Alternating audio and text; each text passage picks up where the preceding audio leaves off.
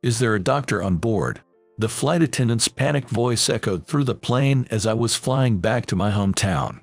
I turned around and saw an elderly woman collapsed in her seat behind me. However, I hesitated to raise my hand. Until recently, I was known as God's hand, but now rumors of my bad reputation have been spreading in an amusing way. I, who was chased out of the medical community, may not have the right to help her.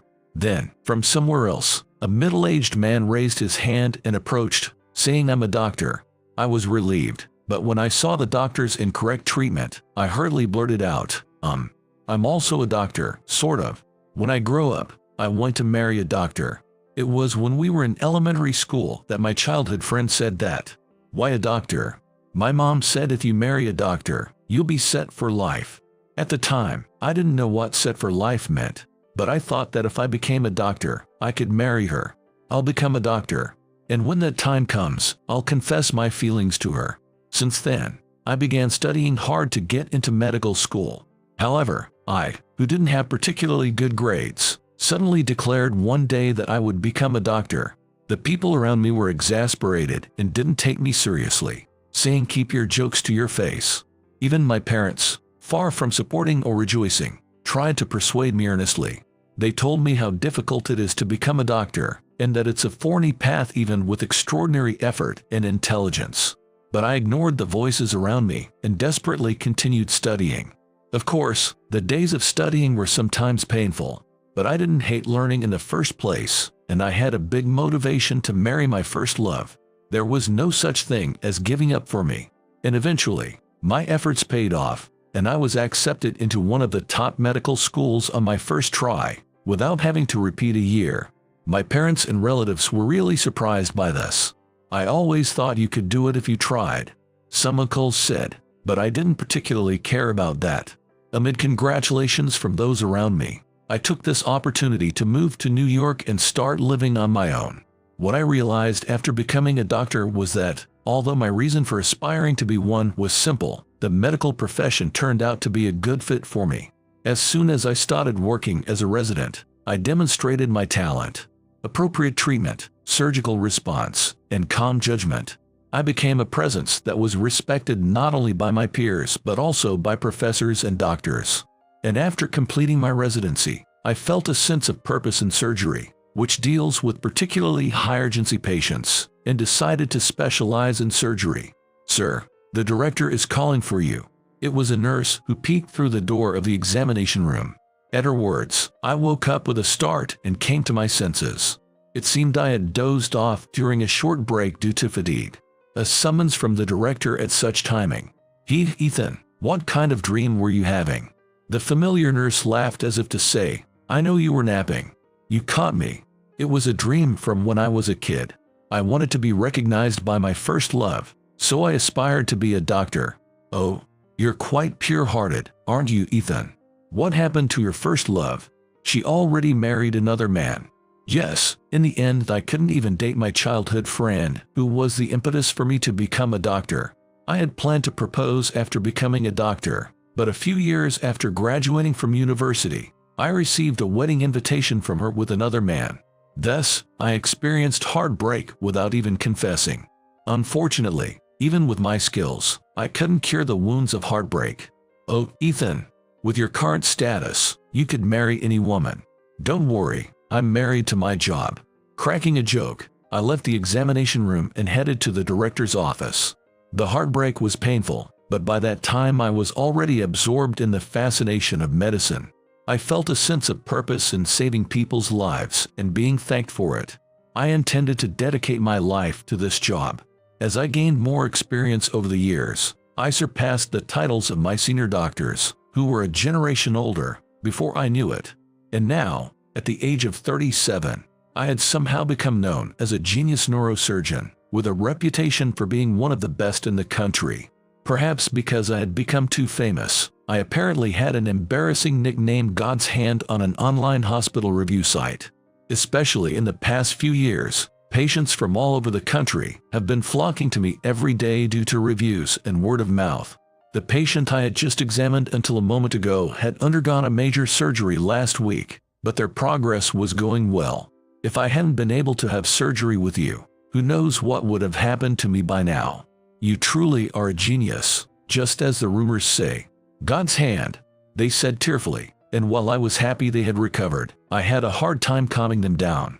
Because of that, I was a little tired today, but I couldn't ignore a summons from the director I respected. The director of this hospital, Dr. Miller, is a person of integrity whom I respect the most. He recognized my abilities as a young doctor and promoted me. Not only that, he has even promised me the position of the next director. As I walked down the hallway, I passed by a nurse. Oh, Jennifer. Jennifer, a young female nurse, shuddered. Good timing. About the chart for the patient in room 101. As I gave work instructions, I noticed something strange about Jennifer's demeanor. She had a frightened look and averted her eyes from me, and on her ears were dull gold, expensive-looking earrings, which were unusual for a nurse. And after listening to my instructions, Jennifer hurried away without making eye contact with me even once. Did I offend her? I muttered to myself at her curt attitude. Indeed, I had surpassed others as a fast-rising star. Some of my seniors didn't think well of me, especially the director's son, Nate, and his clique despised me like a snake. Although he relied on his position as the director's son and lacked ability, it was probably because I had been decided as the next director over him. However, while I was disliked by some doctors, I thought I had built a generally good relationship with the nurses. I only had work-related conversations with Jennifer on a regular basis, and I didn't remember doing anything to make her dislike me. While thinking about her, I headed to the director's office. As soon as I entered the director's office, I noticed an unusual atmosphere. In the spacious room, there was Dr. Miller sitting at his desk, and his son Nate lounging beside him. The moment I entered the director's office, Nate's accusing gaze pierced through me. Excuse me. And then, I heard a mosquito-like voice from behind me. When I turned around, it seemed that Jennifer, the nurse I had just met, had come in, but her face was pale as if she were being sent to the gallows. Did something happen? After looking at her, I asked Dr. Miller directly. Just as Dr. Miller, with a calm expression, was about to say something, Nate standing next to him raised his voice and said, "Did something happen? Don't play dumb.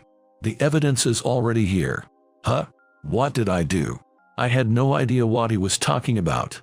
Look at this. Nate grabbed a stack of papers on the director's desk and threw them at me. There was no way I could catch them in time, and the bundle of documents scattered on the floor. Nate. Dr. Miller admonished Nate, but his voice lacked its usual forcefulness. I had no choice but to bend my knees and pick up one of the scattered documents. Looking around, I saw X-ray images and what appeared to be prescriptions on the floor as well. The sheet I picked up seemed to be a medical record, a printout of an electronic medical chart. The patient's elegant name, Kelly, rang a bell. If I recalled correctly, it was a patient who had passed away before surgery, mentioned in a hospital meeting handout. It was a very simple case, but apparently, she met a much earlier death than expected. I remember thinking that if I had been the one operating, I could have saved her. However, my eyes stopped at the attending physician field on the chart. There was my name. Today, we received a complaint from that patient's granddaughter. From the family. Nate said arrogantly, "You tampered with the medicine, didn't you? You threw away the real medicine and prescribed a placebo to hasten that patient's death." A placebo is a fake medicine, meaning a fake drug with no effect.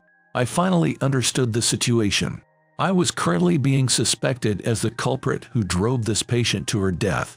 You think I would do such a thing? I wasn't even in charge of this patient in the first place. Hey, don't lie.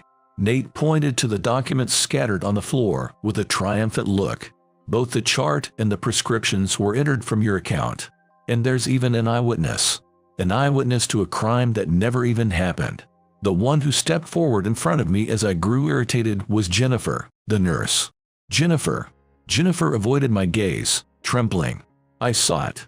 It was on March 10th. You were asked by the patient's family and promised to hasten her time of death in exchange for a large sum of money. I widened my eyes at the unexpected words.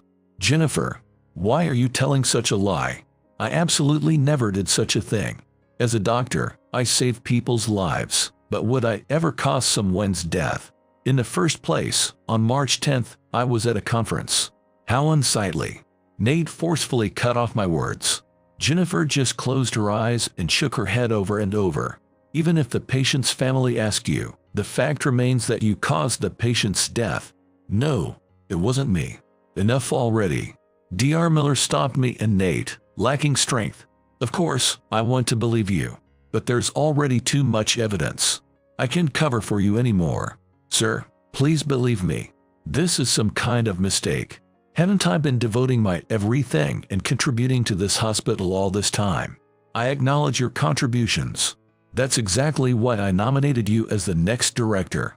But we've also obtained testimony from the patient's family you were in charge of. They said you were definitely the one in charge and that the money was handed to you. That's ridiculous. Nate mocked me. Dr. Miller hung his head, and Jennifer trembled, not trying to meet anyone's eyes. I felt like the floor beneath my feet was crumbling away. I was innocent. I knew that better than anyone. But in this place, everyone was only trying to bring me down, and even Dr. Miller wouldn't believe a single word I said. After that, perhaps due to the shock, I can't remember much. The patient didn't press charges with the police, and Dr. Miller said he would settle things quietly in light of my past achievements. But there's no stopping people from talking. The scandal of a rare surgical genius spread in an instant to colleagues and patients alike. No matter how skilled I was, there would no longer be any hospitals that would hire me. I was practically banished from the medical world. The review sites that had once praised me were now overflowing with a complete reversal of words. I looked once and stopped immediately, but it seemed my scandal was being written about amusingly and unimaginably cruel words on internet forums and social media. And a few days after I resigned from the hospital, a familiar nurse quietly told me the truth. At a party, Nate had boastfully talked about how he drove me out. Yes, it was all the doing of Nate, Dr. Miller's son. He may have been after money too, but more than anything, he probably couldn't stand that I was nominated as the next director over him. On March 10th, when I was away attending a conference, Nate used my name tag and impersonated me to deal with the patient. He received a large sum of money from the patient's family, tampered with the medicine, and hastened the patient's death. Jennifer, who prepared the medicine, must have noticed the tampering. However, it seems Jennifer was taken advantage of for having large debts, was given hush money by Nate, and on top of that, was threatened with being fired, so she did as she was told. It was all his scheme. But even after hearing that much, I couldn't bring myself to appeal the truth and prove my innocence. I was just too tired. The medical world, which I believed to be a wonderful job, full of a sense of mission and saving people, easily banished someone who had devoted their life to contributing over a trivial conspiracy. In the end, I was abandoned by the people I believed in. I no longer had the energy to fight. With no wife or children, I had nothing to support me other than work, and for a while, I spent my days holed up in my dimly lit home. Amid that, it seems my parents back home heard the rumors about me. They called me repeatedly. Honestly, it was painful to even talk, but when I somehow answered the phone, my worried mother urged me over and over to come back home once. She was so persistent that if I left her alone, it seemed she would get on a plane and come all the way to New York. Finally giving in, I reluctantly decided to go back to my hometown. Ever since I entered medical school, I had been living solely focused on studying and work, so it had been several years since I last went home. Frankly, going back was painful and tough. I heard that since I became famous as a genius surgeon, my name had unnecessarily spread in my hometown. Naturally, this scandal must have spread too. I couldn't bring myself to willingly go home. What will I do for a living from now on? Even though I still had my medical license, I was practically no longer a doctor. I couldn't even imagine myself doing a job other than being a doctor. With a gloomy feeling, I gazed at the clouds flowing below from the airplane window. Eek! Grandma, hang in there. Then, suddenly, a girl's scream rose from behind me. This scream was so realistic that I lifted my body from the seat I was leaning against and reflexively turned around. What seems to be the matter? A young female flight attendant who had been waiting nearby rushed over. In the seats behind were a girl and an elderly woman, but the woman was limply resting against the seat, lacking strength. It was clear at a glance that she wasn't sleeping. "Is there a doctor on board?" The flight attendant raised her voice with a pale face and started wandering between the seats. She might be a rookie. She was beautiful, but her expression looked like she was about to cry at any moment, and she was so flustered it was pitiful. "Should I come forward? Even though I'm no longer a doctor?" "Yes, I'm a doctor." Then, a middle-aged man in the seat across the aisle raised his hand and stood up. By chance, there was another doctor on board. I honestly felt relieved and sat back down in my chair. I've always wanted to try this once.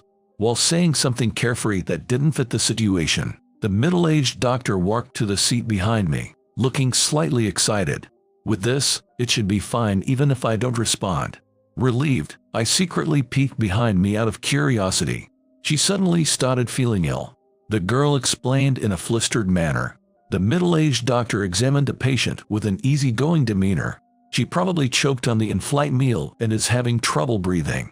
I can handle this with brute force." Saying that, he lifted the woman's body from behind and strongly patted her back several times. The girl watched with concern, but the woman remained limp. "That's strange. How about this?" I could tell the doctor was starting to get flustered. He held the woman from behind in an embrace and placed a clenched fist around her solar plexus. It was the posture for the Heimlich maneuver, but the position was wrong. At this rate, I unconsciously unbuckled my seatbelt and stood up. "No, that'll break her ribs." Because I suddenly shouted. The doctor, the girl, and the flight attendant all stopped in surprise. I rushed over without hesitation to check on the elderly woman. She had a pulse but seemed unconscious. The Heimlich maneuver couldn't be used in this state. When I looked at the flight attendant, she seemed to be on the verge of full-blown panic. While gripping the elderly woman's hand, she looked at me with a tearful expression. "I'm also a doctor, sort of. May I borrow a pen and some disinfectant?" I asked calmly and slowly, trying to calm her down as much as possible. The name tag peeking out from under her scarf read Emma. "Huh? Yes." Emma sprang up as if jolted, quickly brought a pen and a spray bottle of disinfectant, and handed them to me. I disassembled the pen, took out the inner tube, carefully folded it, and made a pointed transparent tube. Then I thoroughly disinfected the pointed part with the disinfectant. What are you doing with that?" Emma watched my handiwork with a perplexed look. "She likely has a pneumothorax. She's not breathing spontaneously. Simply put, a pneumothorax is a condition where air is leaking from the lungs. I can say for sure without an X-ray examination, but trying to make her vomit is meaningless now. So I'm gonna forcibly secure her airway with this." Probably no one there understood what I said. I gripped the tube tightly and carefully checked the position of her airway. Then, with all my strength, I swung my arm down and stabbed the tube into the elderly woman's chest. A silence fell as everyone held their breath. I was confident I had stabbed the right spot, but even for me, this was the first time treating with makeshift tools like this. For now, she should be okay if she can breathe with this. Amid the commotion, I tried to return to my seat, leaving the rest to the middle-aged doctor. But at that moment, you're the one from that time. The girl beside the elderly woman shouted. "You gonna kill Grandma too, not just Grandpa." Realizing the girl's circumstances from her words, I stiffened in shock. I tried to avert my eyes, but the girl grabbed my arm with all her strength, saying, "You can't worm your way out of this."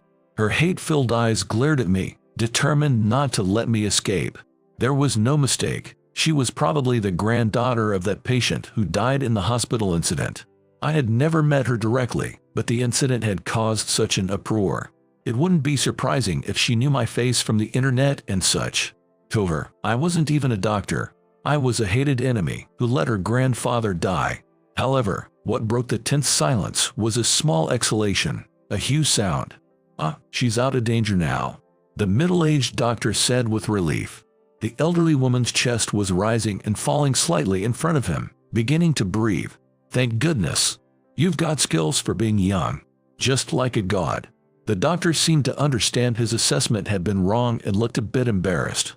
The girl still seemed unconvinced but reluctantly let go of me and checked on her grandmother. "This is emergency treatment. She needs to be taken to a hospital right away." As soon as she heard those words, Emma, who had been standing there in a daze, dashed off somewhere, and an in-flight announcement soon resounded. Due to a passenger with a medical emergency, this flight will be making an emergency landing at a nearby airport. She must have quickly arranged things with the captain and made preparations for an emergency landing. For a rookie, her judgment was fast. She had been holding the elderly woman's hand the whole time, and while somewhat unreliable as a flight attendant, she seemed to have a good personality. Emma returned immediately after the in-flight announcement. "Thank you very much. Thanks to you, the passenger's life was saved." Perhaps because she had calmed down, she thanked me with a smile, a complete change from earlier. "No, I just did what I could. After this, we'll land at the airport and transport this passenger to the hospital." "Yes, it's better to hurry. About that, I have a very presumptuous request, but since her condition still seems unstable, could you possibly accompany her to the hospital, just in case?" "Huh?" I glanced at the girl without thinking. The girl made a dissatisfied face but didn't seem about to complain. All right. Now that things had come to this, I, who had started treatment, also had a responsibility. Though perplexed, I decided to accompany them to the hospital. The plane made an emergency landing at the airport, let only me, the girl, and the elderly woman off, then returned to its original route. We went straight to the hospital in an ambulance Emma had arranged for us. In the vehicle, the girl remained silent, glancing at me from time to time, but not saying anything. After arriving at the hospital, I explained the situation to the doctor. The elderly woman was taken in for another emergency surgery. The surgery was successful. I watched from afar as a girl clung to her grandmother, crying, after she regained consciousness. The sight of the girl talking to her grandmother in tears was unimaginable compared to when she had confronted me on the plane, her face pale with anger. Seeing her like this, she was just an ordinary girl for her age. It was understandable she had been so adamant, having lost her beloved grandfather to a suspicious death. I'm glad I helped her. I genuinely felt that way. After watching over them for a while just in case, I quietly left the hospital and returned to the airport. But to my surprise, Emma was waiting there. She had changed out of her flight attendant uniform and was wearing a dress. Her hair was down too, making her seem much softer. "Thank you so much for everything this time." She thanked me sincerely, making me flustered. "Let me introduce myself again. I'm Emma. I don't know how to thank you enough for saving the passenger." "No, I really just did what anyone would," I replied. I found out she had booked the next flight for me, so I gratefully accepted. Emma, with a real face, was a bright, talkative woman. She praised my quick action unconditionally, saying it was really amazing and that she respected me, so I didn't feel bad about it. When I complimented Emma on proposing the emergency landing, she blushed bright red in embarrassment. As we chatted while waiting for the plane, Emma and I headed off. "Let's grab a meal together sometime," she said, and we exchanged contact information before parting ways. It was a bit of an unplanned schedule, but I boarded a plane Emma had booked for me and safely returned to my hometown. When I left New York, my heart had been so gloomy, but now it felt strangely refreshed. I got off the plane at the local airport and went straight home. Perhaps because my expression was surprisingly cheerful, my worried mother seemed relieved. "You sounded like you were about to die on the phone, but you seem energetic somehow, so I'm relieved," she said with a laugh. After that, I talked with my parents and spent a peaceful time without being chased by the clock for the first time in a while. From here on is the story I learned later. After I left the hospital, the elderly woman I helped, Mrs. Kelly, was able to sit up a few days later. The attending physician told her, "You were lucky that a skilled doctor happened to be on the same flight." "I see. Then I must properly thank that person," Mrs. Kelly said, and asked her granddaughter Sarah about me, but of course, she couldn't answer where I was. "I don't know where he went, but he's the one who let Grandpa die," Sarah reportedly said in a spiteful tone. "Would someone like that desperately try to save me like he did?" Mrs. Kelly asked, and Sarah was at a loss for words. Sarah, too, through directly interacting with me, whom she had only known through stories, internally held the same doubts as Mrs. Kelly. And he's a renowned doctor who can give appropriate treatment on the spot in that situation. "I don't know about that, but Grandpa didn't die of natural causes, right? There's definitely something fishy." Sarah probably couldn't easily accept me. whom she had resented as her grandfather's enemy for so long. There seems to be more to the story, Mrs. Kelly said shrewdly, befitting a wife of a wealthy man. Around the time I was enjoying a brief respite at my hometown, Mrs. Kelly was discharged from the hospital and immediately began searching for my whereabouts. She contacted the airline and reconfirmed the situation with Emma, and using the White family's financial power, she tracked down my hometown, as I was well known in the media. Having lost my job and feeling exhausted, I decided to stay at my hometown for a while.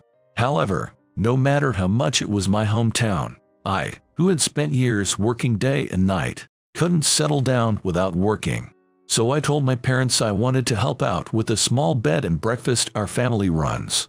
Compared to being a doctor, it was easier in the sense that I could sleep at night. And moving my body and talking with guests was a nice change of pace. A few days after I started helping out, "Excuse me," an elegant female voice called from the front door.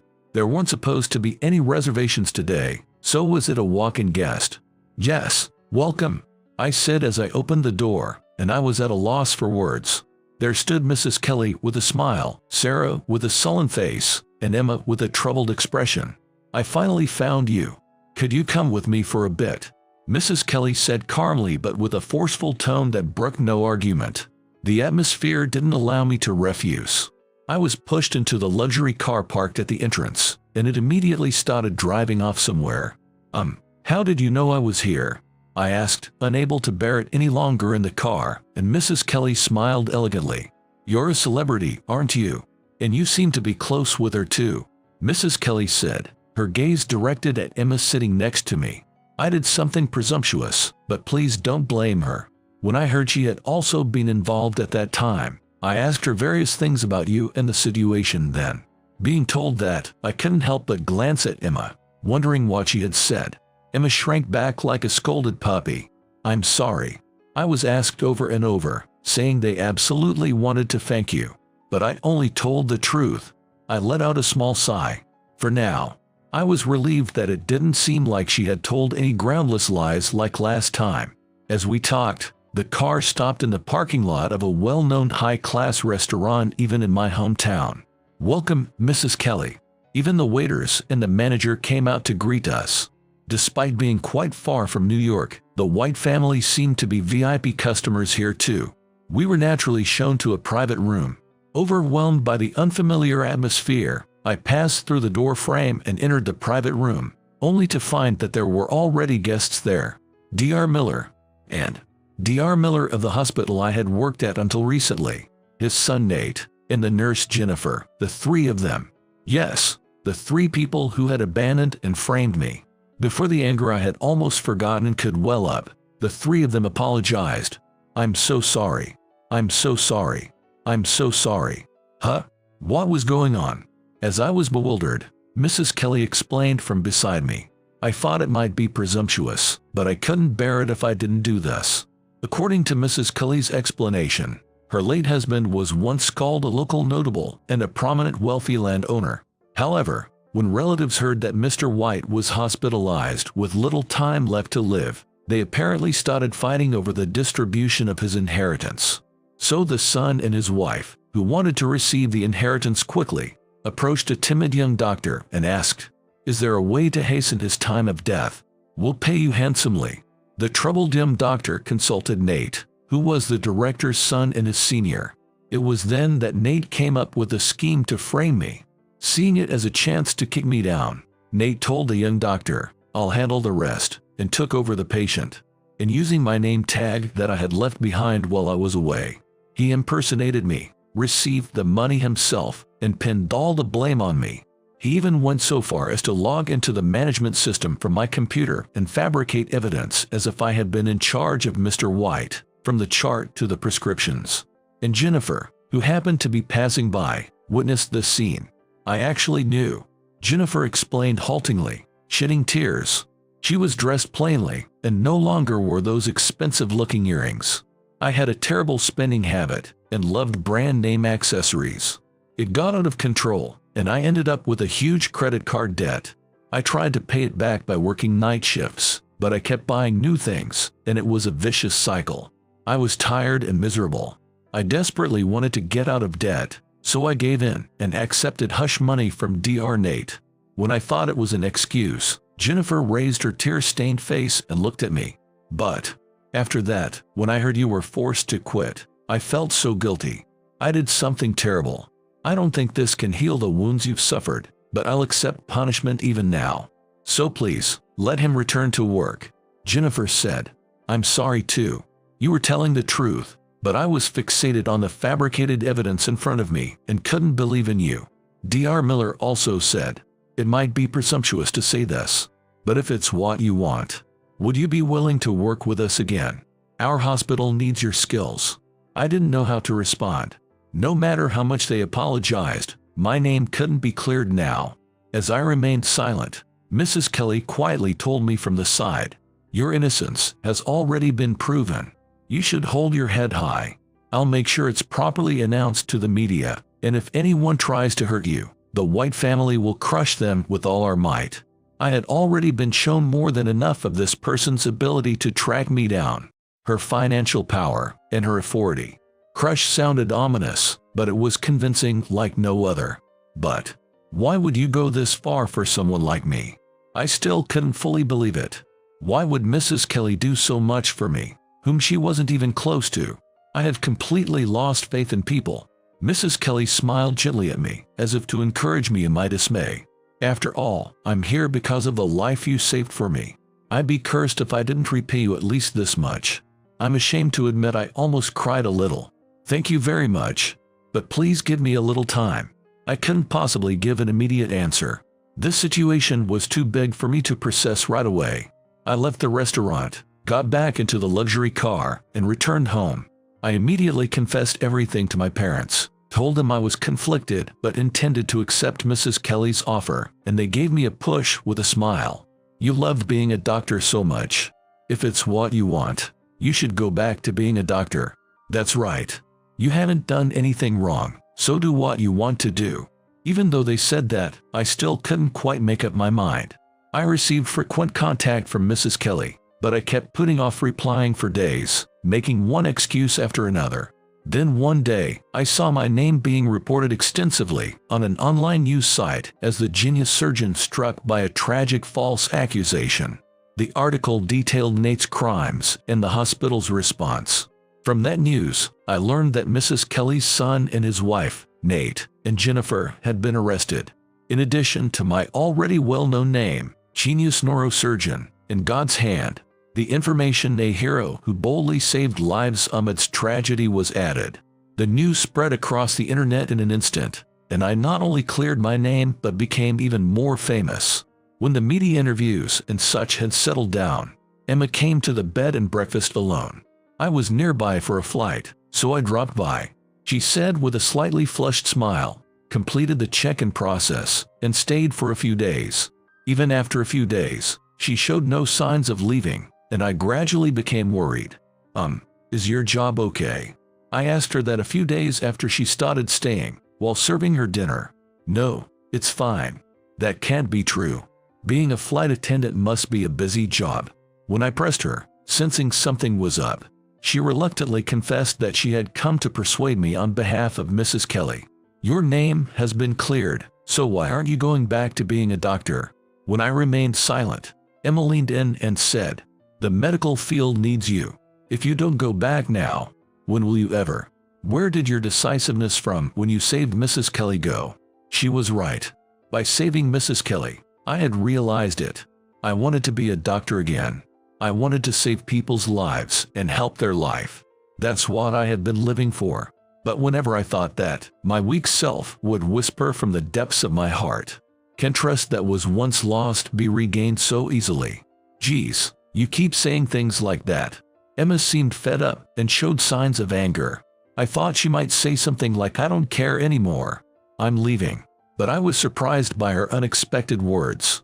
I'm not going home until you say yes. Huh? Saying that, Emma completely showed her intention to stay at the bed and breakfast.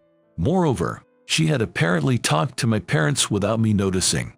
I'll help with the work here, so please let me stay a while longer, she had pleaded. Young, beautiful, smart, and with a bright personality. She recognized my abilities. There was no way my parents wouldn't be swayed, and they completely took a liking to Emma. My mother, in particular, was already acting like a mother-in-law. I wish she could become our daughter-in-law like this, she started saying, though I couldn't tell if it was a joke or serious. This situation was bad, and I finally got off my heavy rear. I'm going back to New York.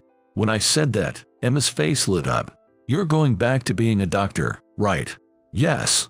But I'm not going back to my old hospital. I'm thinking of starting my own clinic.